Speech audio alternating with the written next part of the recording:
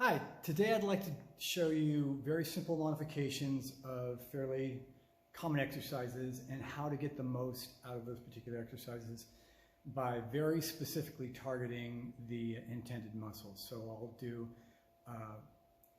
curl up, pelvic tilt, and a lat pull, and show you guys the distinction between getting mostly neighboring muscles as the primary mover as opposed to the targeted muscle, and really isolating that at a particular point in the exercise. Okay, so first let's do the pelvic tilt,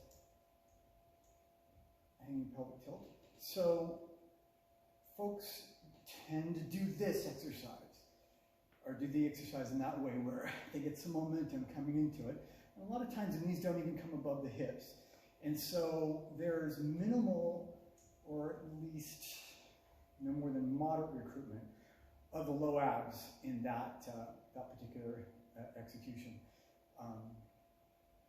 Whereas if you stop briefly here and then tilt the tailbone in towards the xiphoid process, which is the notch at the base of your sternum, very deliberately, and kind of hang on to the top of the contraction for just a moment,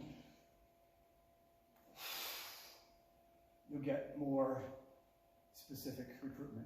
And then, of course, you can translate that to an angled pelvic tilt. But again, just a brief pause here to kill the momentum that the hip flexors create, bring the knees up, really significantly improves the efficacy of that exercise.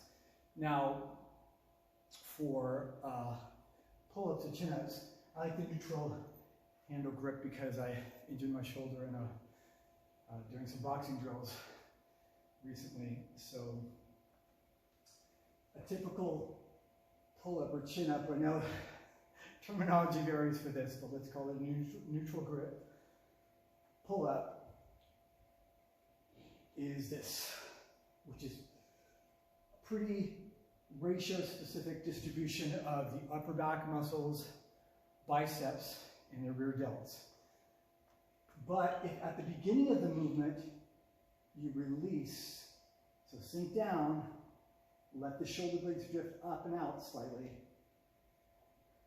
retracting the shoulder blades without engaging the biceps and creating flexion at the elbows, makes this a more effective exercise.